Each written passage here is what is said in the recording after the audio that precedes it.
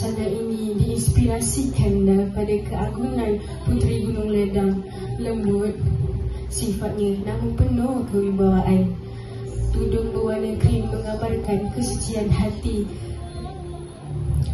Diserikan cekak biasa bunga melambangkan kelembutan dan kasihnya.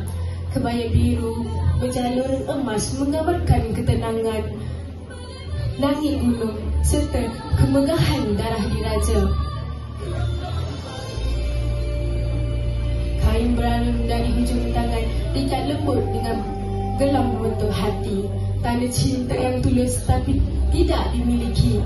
Pinggang dihiasi mahkota kaca melambangkan kemuliaan tahtanya. Manakala kain batik pinggang dihiasi dengan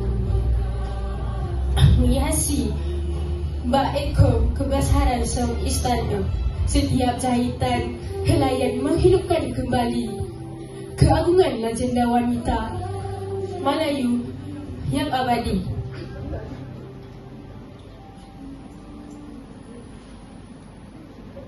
Puteri Gunung Ledang bukan sekadar kisah cinta, tetapi lambang wanita Melayu, kebijaksanaan, keberanian dan pemaruah.